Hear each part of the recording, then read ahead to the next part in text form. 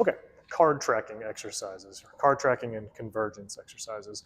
These are for patients who have potentially had a concussion, is having some visual issues since then, a little bit of trouble focusing, or potentially patients who have had significant vertigo that could have affected their visual system, or just anybody with focusing issues, visual problems. So with all of these, particularly with my concussion patients and vertigo patients, I um, warn people to be slow when you're starting out on these. Some patients can have some pretty significant symptom response to this, such as dizziness, headache, nausea, even if they go a little bit too quickly or do too much too soon with this one. So be careful with these. Start slow, and then we will ramp up. So what we're going to do for the first one is get yourself a business card or pencil, pen, just something where you can focus on a single point on something. So I'm going to be looking at just one letter on this business card as I hold it out in front of me.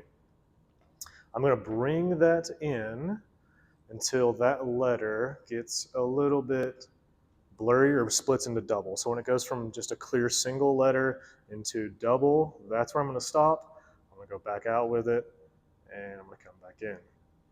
So starting out, I want to do this for just like 10 seconds at a time. That's going to be my like one rep for that session.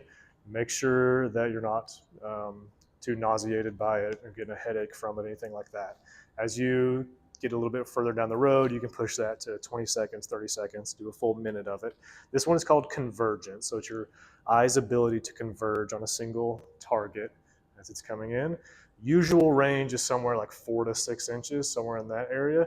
A lot of times with concussion patients, they're going to be a full like 12 inches away from their face, and that thing's going to start to go blurry. So it's a good one to start working on. This is one that's probably the most difficult for people, so save this one for last, potentially just a little card push up back and forth here. So now the other ones are just a little bit of horizontal tracking and up and down tracking. So we're going to do the same thing. We're going to get this card out at a comfortable distance where one of those letters is a good clear single letter. I'm going to keep my head still, focus on that letter or symbol or whatever it is. I'm going to go up and down.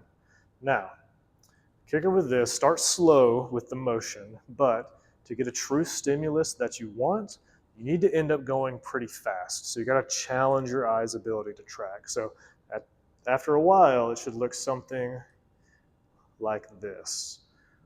But making sure that you're going you want to be going as fast as you can while that letter still remains clear, or while that symbol still remains clear. If you're going too fast and it's all a blur, then you're not doing what you need to. But you don't want to go too slow either, because that doesn't actually challenge your visual system. So you want to get a good pace where you're able to focus on that letter or symbol or whatever it may be.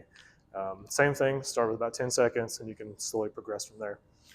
Very similar exercise, same deal, just side to side horizontal motion.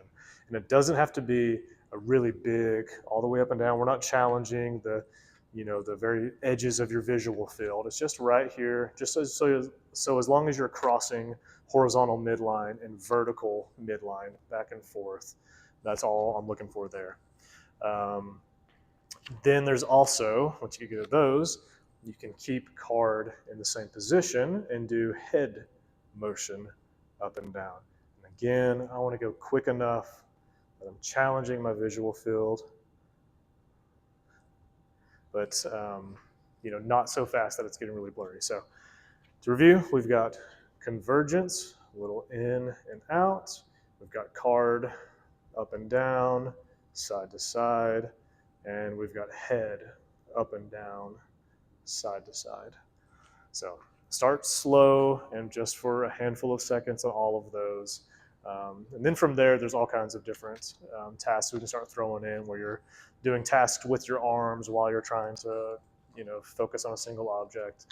Different balance tasks that'll be involved with concussion in vestibular patients, obviously. But that's a good place to start working on some of that visual acuity issues. So just play around, make sure your symptoms aren't too severe. Let me know how it goes.